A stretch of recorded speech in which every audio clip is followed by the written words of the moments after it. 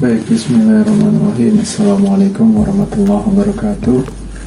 Bagaimana nih kabarnya Sobat Caraka? Mudah-mudahan semuanya baik-baik aja ya, dan sehat selalu. Ini kembali lagi ke channel Sarwaran Caraka. Nah, kali ini Bapak akan menjelaskan tentang ukuran pemusatan dan letak data tunggal. Jadi ukuran pemusatan ini, di pertemuan sebelumnya kita udah belajar tentang min atau rata-rata. Nah, kali ini kita akan belajar teman-temannya si min nih, apa aja nih. Yuk kita cek. Nanti kita hari ini akan belajar tentang temannya si min ini ada modus, kuartil, desil, dan persentil. Seperti itu. Dari kata-katanya juga udah nggak familiar ya, karena kalian udah pernah belajar seenggaknya ini di kelas SMP atau MTS. Nah, baik, kita mulai aja ya. Baik, yang akan Bapak jelasin yang pertama adalah modus data tunggal. Modus dari suatu data adalah nilai datum yang paling sering muncul atau nilai datum yang memiliki frekuensi terbesar. Jadi kalau datanya berupa data tunggal seperti ini, berupa angka-angka yang berbaris, itu kita cek aja angka-angka yang paling banyak muncul atau yang sering muncul berapa. Nah, kalau datanya berbentuk tabel, maka kita cek aja nanti data yang memiliki frekuensi terbesar. Nah, data yang memiliki satu modus dinamakan unimodus. Kalau data yang memiliki dua modus berarti bimodus. Kalau yang modusnya lebih dari dua, maka dinamakan multimodus. Seperti itu. Nah, contohnya nih, tentukan modus dari data sebagai berikut ya. Nah, yang pertama, yang A. Yang A ini modusnya ada nggak? Coba teman-teman cek. Ada nggak? 5, 3, 4, 6, 1, 7. Ini nggak ada angka yang berulang ya. Nggak ada angkanya, masing-masing yang muncul itu datanya itu satu kali ya. Berarti ini tidak memiliki modus. Tidak memiliki modus. Kita hapus dulu tulisannya ya, tidak memiliki modus. Tidak memiliki modus. Nah, untuk yang kedua, memiliki modus nggak kira-kira? Oke, ada apa nih? Nomor 3 terus muncul 2 kali, terus nomor 6 juga muncul 2 kali.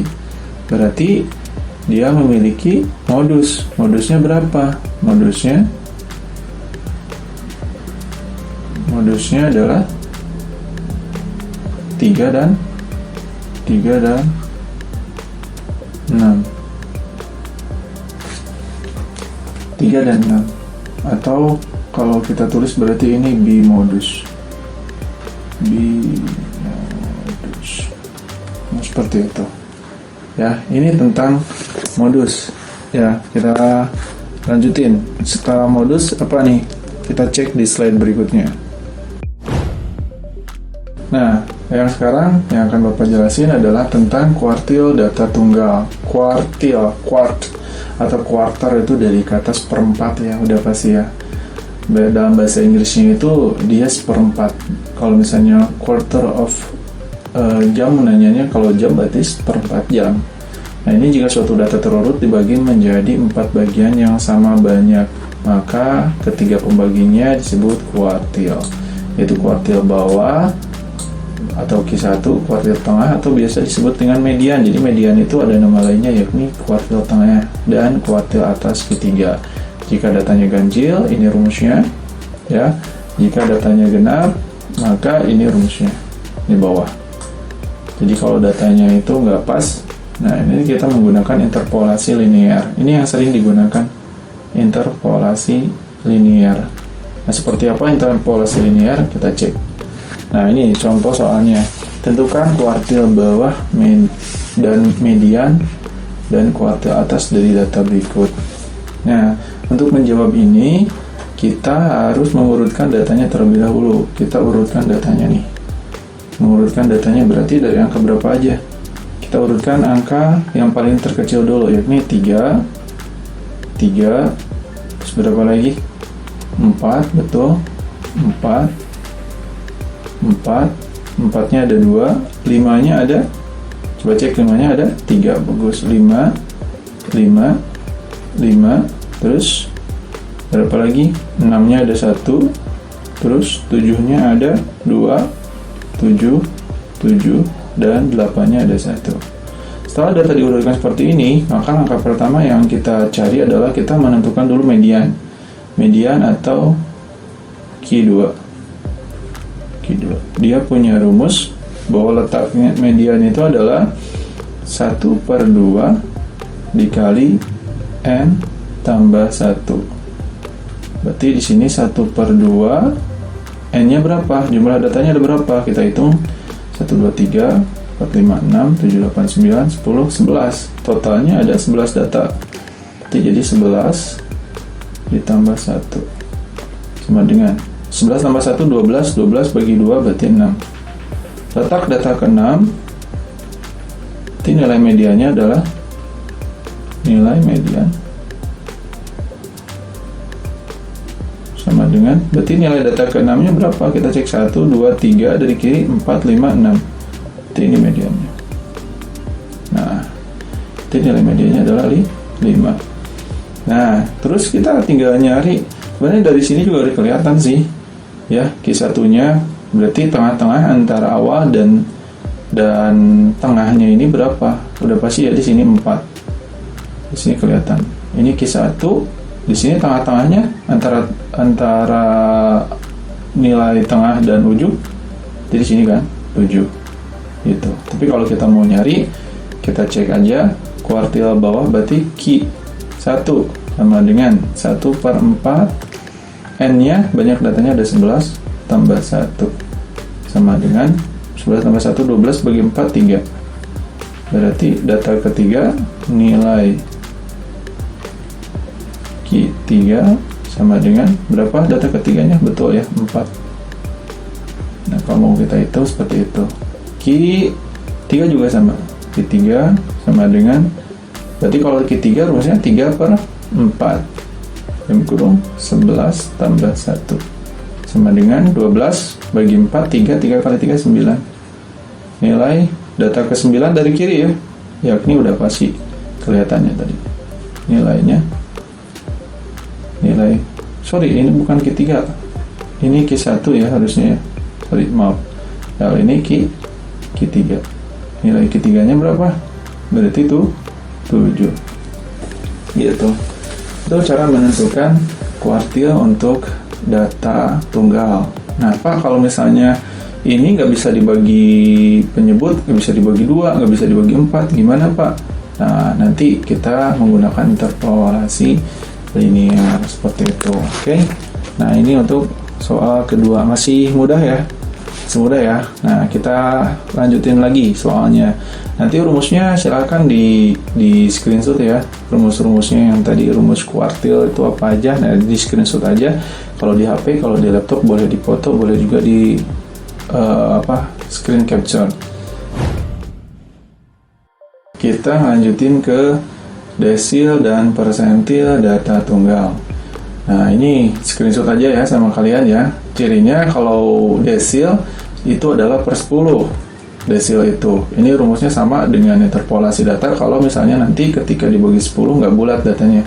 Kalau persentil itu persen ya, dari kata persen, berarti per 100. Ini rumusnya juga sama, menggunakan interpolasi data jika datanya berupa tidak atau bukan merupakan bilangan bulat. Nah, seperti apa contoh soalnya? Kita cek. Nah, ini nih. Diketahui data berikut, tentukan nilai desil ke-7 dan persentil ke-65. Kalau desil berarti dia sampai ke 9 ya, D9. Kalau persentil berarti sampai ke 99. Nah, kayak tadi lagi untuk soal kuartil, median, desil, persentil itu semuanya harus diurutkan dulu datanya dari yang terkecil sampai terbesar. Kita cek dulu nih data-datanya tuh, bisa kelihatan ya. Ini belum diurut ya. Nah, ini angka terkecilnya adalah 2, angka terbesarnya adalah 10. Nah, kita tulis dulu di sini. Yuk, kita urutkan dulu. 2-nya ada berapa? 2-nya ada 1, 2. Terus udah angka 2, angka 4, 4-nya ada 3. 4, terus 5-nya ada 2, 5, 5, 6-nya ada 3, 6, 6, 6, terus 8-nya ada 3, 8, 8, 8, 9-nya ada 2, 9, 9, terus apalagi nih, 10 ya, 10-nya ada, nah ada 4 nih, 10, 10, 10, 10. Oke, ini udah pas ya. Hitung jumlah datanya ada berapa ini? Dari 2 sampai 10. Ada berapa nih totalnya? Ya betul ya, totalnya ada berapa nih datanya? Ada 18. Totalnya ada 18. Ada 18 data. Nah, setelah diurutkan baru kita bisa nyari desil. Nah, kita tentuin dulu, nyari dulu letak desilnya. Letak D7. Ini letak D7. D7 adalah desil ke-7. Yakni rumusnya tadi 7 per 10 dalam kurung N tambah 1.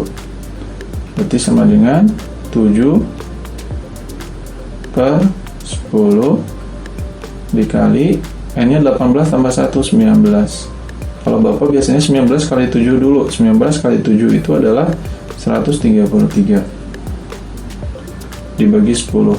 Kalau dibagi 10, pertemuan yang lalu Bapak udah bilang ya, kalau dibagi 10 maka kita jadiin satu angka belakang koma, jadi 13,3.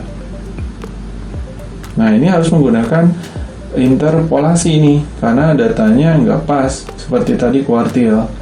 Nah, kalau ini berarti menggunakan interpolasi. Seperti apa? Berarti nilai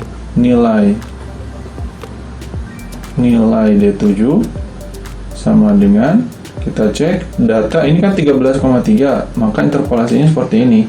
13,3 berarti data ke 13 ditambah, nah kita pisahin, berarti 0,3 dari sini ya, 0,3 nya ini, 0,3 nya dari sini dikali dalam kurung data ke setelah 13 berapa? 14. Data ke 14 dikurangi data ke 15.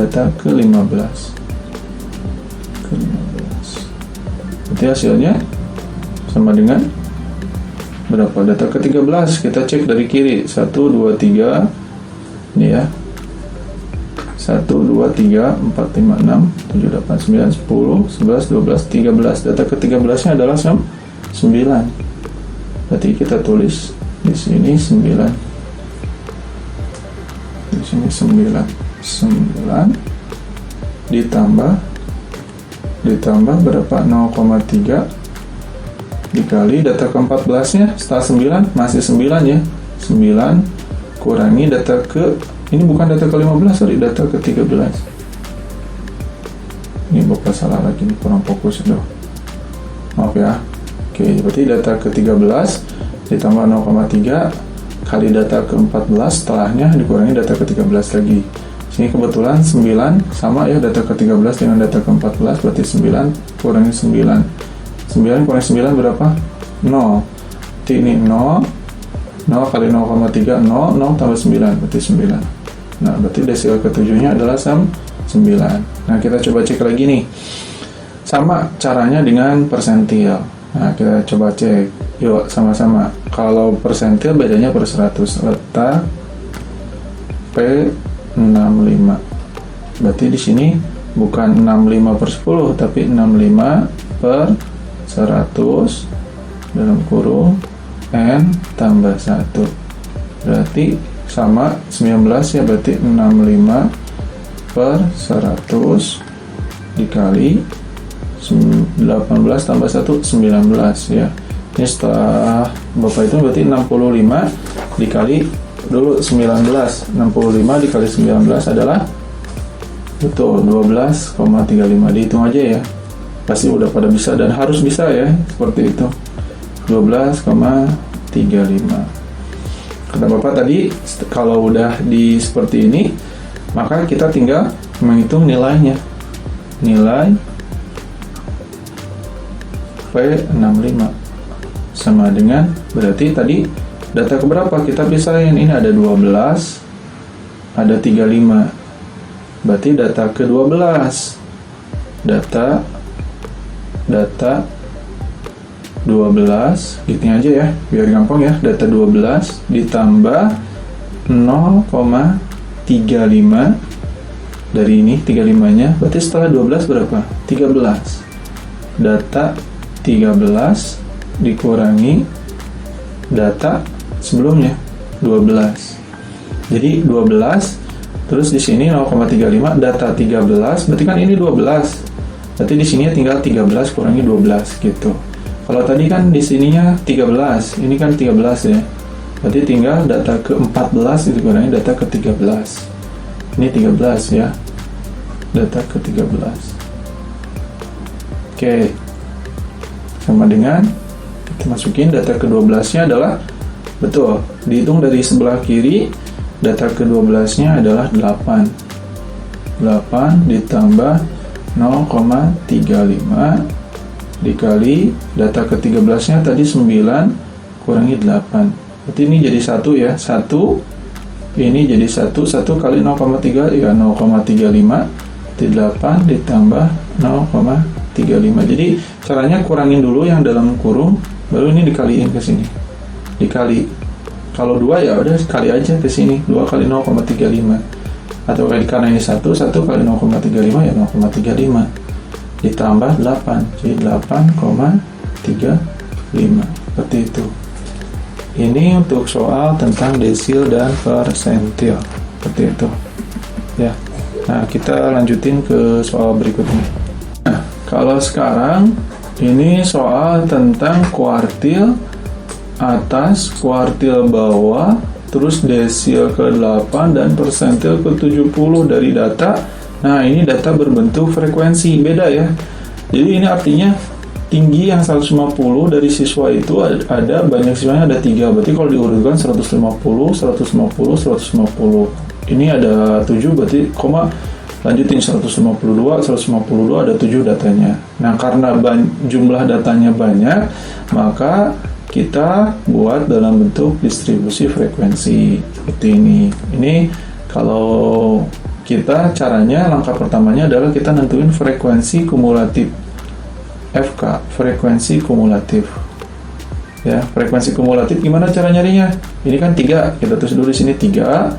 3 tambah 7, 3 tambah 7 10, 10 tambah 4 14, 14 tambah 8 22, 22 tambah 6 22 tambah 6 berarti 28, lalu 28 tambah 4 32. Nah, 32. Nah, jadi cara menghitungnya seperti itu, sehingga di sini totalnya itu nilai n-nya itu sama dengan 32. Itu untuk mencari nilai frekuensi kumulatif ya, FK-nya, untuk menentukan letak dari kuartil dan desil serta persentilnya seperti apa, di mana, seperti itu ya. Nah, kita cari dulu letak, karena kita nyari kuartil atas, maka kita cari letak Q3. Letak Q3 nya berarti kita masukin rumusnya 3/4 dikali n nya 32 ya, berarti di sini 32 tambah 1, berarti 32 ditambah 1. Tambahin dulu 33 dibagi 4, atau 33 mau kali 3 boleh, berarti 99 dibagi 4, hasilnya itu adalah 24,75. Maka karena hasilnya ini nggak bulat, kita gunakan, kita bagi 2 aja ya, kita bagi 2 dulu, maka kita gunakan interpolasi data. Berarti nilai Q3 sama dengan kayak tadi lagi ya, ada 24, 0,75 nya kita pisah. Berarti di sini data ke-24, data 24 ditambah 0,75 dikali data ke berapa? Data ke setelah 24 25. Data 25 kurangi data 24. Pak, data 24 25 nya gimana? Kan kalau tadi mah datanya itu berupa data tunggal kelihatan. Kalau ini berupa data frekuensi ini. Gimana cara nentuinya? Cara nentuinya adalah data ke 24 dan 25 adalah kita lihat dari frekuensi kumulatif, di mana data ke 24 25 itu udah kelewati. Kalau artinya gini, kalau di sini 3 berarti belum nyampe ya ke 24 minimalnya lah. Ini 10 belum ke 24, 14 belum nyampe ke 24, 22 belum nyampe ke 24. Nah, di sini 28 itu udah lebih dari 24. Jadi frekuensi kumulatif yang lebih dari data yang akan kita cari. 24 kan kalau di sini masih 22, belum kelewat. Nah, 24 itu karena ini 28 berarti 24 25 udah kelewat. Di sini data ke 24 25 itu. Berarti frekuensinya adalah 6, tingginya adalah 156. Berarti kita masukin. Bukannya 6 yang kita tulis, tapi karena kita mau nyari tinggi siswanya, maka yang kita tulis adalah 158. 158 ditambah 0,75 dikali data ke 25-nya. 25 juga masih di sini ya. Pak, kenapa nggak ke 32 kejauhan? Itu terlalu lebih. Jadi kita yang terdekat, frekuensi kumulatif terdekat yang kelewati dari data yang akan kita cari. Data ke 25-nya juga sama, 158 dikurangin 158. Ini dikurangin 0 kali 0,75, 0 berarti ya udah 158 cm. Kuartil atasnya. Nah, kuartil bawahnya juga sama. Kita nyari dulu nih. Letak Q1 berarti Q1/4 dan kurung jumlah datanya 32 tambah 1. Berarti tinggal 33 dibagi 4. 33 dibagi 4 berarti 8,25. Dihitung ya. 8,25. Berarti karena ini 8, berarti kita nyari data ke 8 ya. Nah, kita nyari nilai Q1. Berarti gimana caranya? Karena ini awalnya 8,25, bilangan bulatnya itu 8, maka kita nyari data ke 8 ditambah, rumusnya tambah ya, 0,25 itu bilangan desimalnya kali data ke 9 dikurangin data ke 8. Oke, maka hasilnya adalah data ke 8. 8 di mana nih? Data ke 8. Data ke 8 berarti ada di 10. Ya, karena kalau 3 belum kelewat nih. Kalau 14 kelewatan banget. Terlalu kelewatan, ya. Nah, berarti data ke 8 ada di 10. 10 itu tingginya ada 152. Berarti 152 ditambah 0,25 dikali data ke 9 masih di situ. Berarti 152 kurangin 152.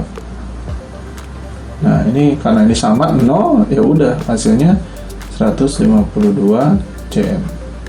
Sekarang tadi soalnya masih sama ya. Cuma beda slide karena nggak cukup. Maka kita tulis lagi FK-nya. Gimana cara nyari FK tadi? Kita tinggal nyari desil dan persentil di sini.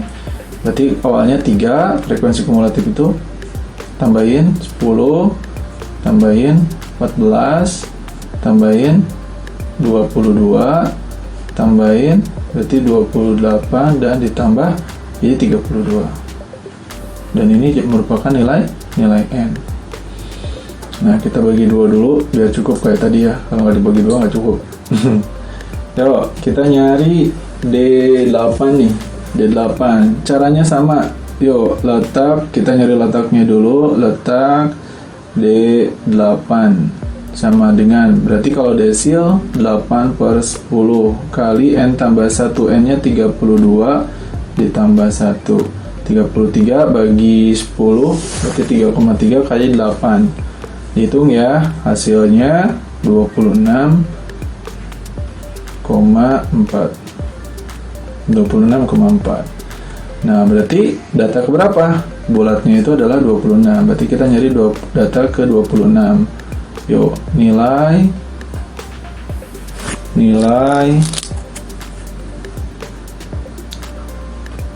D8 sama dengan data 26, data ke 26 ditambah 0,4 kali data setelah data 26 27 ya. 27 kurangi data 26. Jadi sama dengan data ke 26, betul ya. Kita yang udah kelewati ini kan dilihat dari frekuensi kumulatifnya 3, 10, 14, 22. Oh, berarti di sini 26, 27 itu di sini masih di angka 158. Berarti di sini 158 ditambah 0,4 dikali data 27-nya masih di sana, 158 kurangi 158. Ini hapus karena 0 kali 0,4 0, hasilnya 158 cm. Kenapa kalau nggak 0 gimana? Kata Bapak tadi tinggal kalikan dengan 0,4 ditambah 158. Jadi kali dulu 0,4 baru nanti ditambah 158. Ya.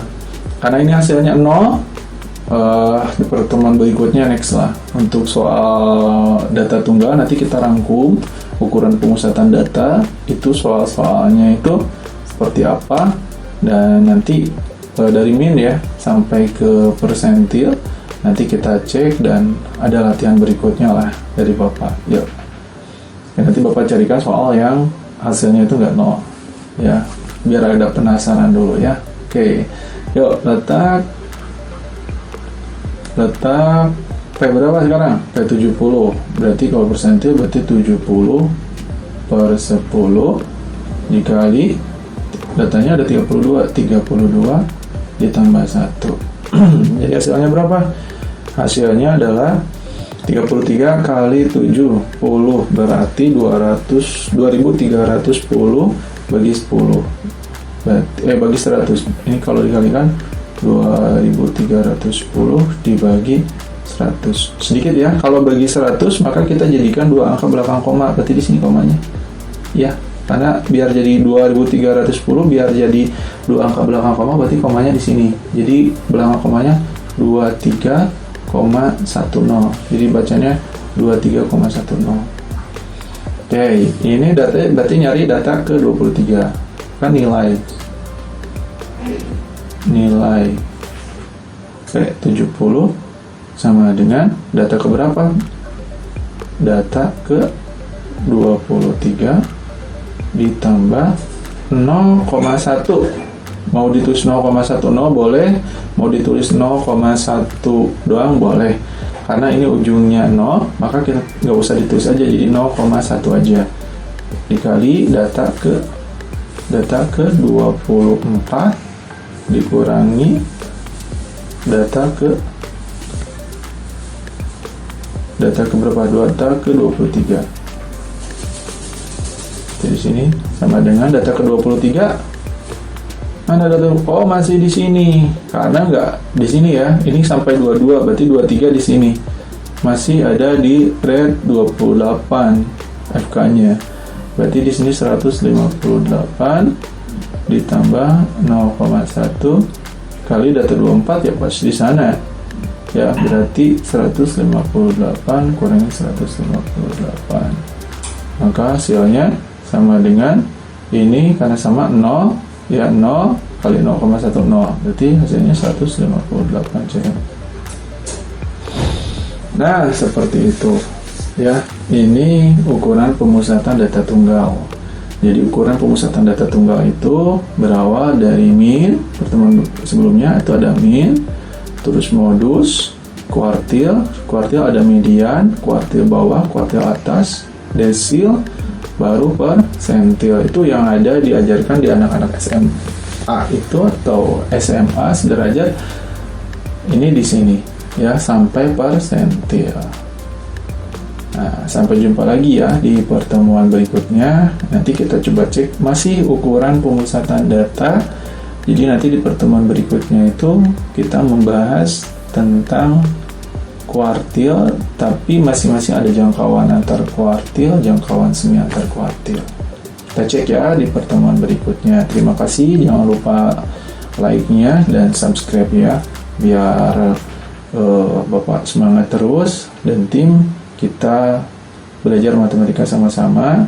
Ini belum ke soal SNBT, masih soal dasar tentang statistika. Nanti akan ada saatnya soal-soal SNBT-nya seperti apa. Oke, terima kasih dari Bapak. Assalamualaikum warahmatullahi wabarakatuh.